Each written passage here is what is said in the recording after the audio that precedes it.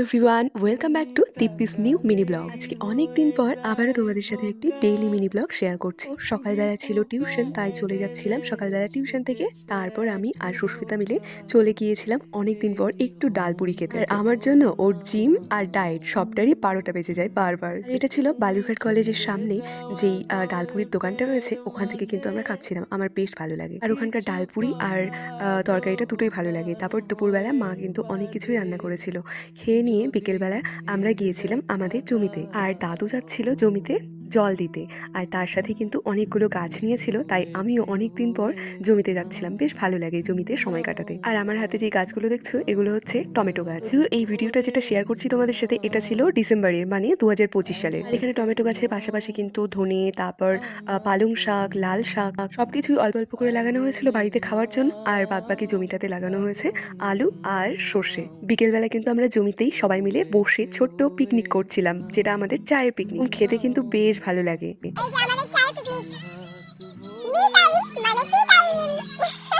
এই তো চায়ের ব্রেক শেষে এখানে কিন্তু গাছে জল দিচ্ছিল দাদু। আর তারপরের এটা ভিডিও শেয়ার করছি হচ্ছে জানুয়ারির শেষের দিকে। দেখো পালং শাকগুলো আর ধনেপাতা কি সুন্দর হয়েছে। আলুর শাক যদিও বা তখনও অতটা হয়নি। আর তার পাশাপাশি কিন্তু সর্ষে গাছও মাঝখানে হয়ে গেছে, কারণ সর্ষে লাগানো হয়েছিল, তার মাঝে কিন্তু বাবা পরে আলু শাক লাগিয়েছে। আর আলু গাছের মাঝখানে যে সর্ষে গাছ ছিল, সেগুলো কিন্তু শাক খাওয়ার জন্য আমরা তুলে নিয়ে যাচ্ছিলাম। আমি, আমার শাশুড়ি মা, ঠাম্মা শাশুড়ি সবাই কিন্তু চলে গিয়েছিলাম শাক তুলতে। আর সামনে থেকে চারদিকে সর্ষের ফুল, হলুদে হলুদ, দেখতে এত ভালো লাগে। আর অন্যান্য শাকের পাশাপাশি কিন্তু মূলোর শাকও এখানে লাগানো হয়েছিল। তো এই তো দেখো, বলতে বলতে কতগুলো শাক তুলেছি, যেগুলো কিন্তু অনেকের বাড়িতে যাবে। আর আমাদের বাড়ির পাশে, মানে আমাদের বাড়ির সামনে যে গাছটা রয়েছে, ওই গাছটাতে কিন্তু একটা পাখি বাসা বেঁধেছে, আর সাথে ওর ছানাপোনারাও রয়েছে। আর ভিডিওতে প্রথমেই বললাম যে এটা ডিসেম্বর মাসের ভিডিও।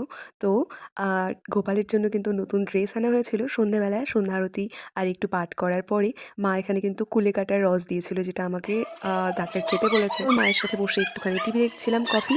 আর তারপর ওখানে জুম্বা ডান্স করছিল। ওকে একটু বিরক্ত না করলে আমার তো আবার পেটের ভাত হজম হয় না। যেই হোক, আর তারপর উনান পাড়ে এসে দেখছি মা কিন্তু এখানে বানাচ্ছিল ক্ষীরের পাটিসাপটা। আজকে ভিডিওটি এই পর্যন্তই। দেখা হচ্ছে পরবর্তী নতুন কোনো ভিডিওতে।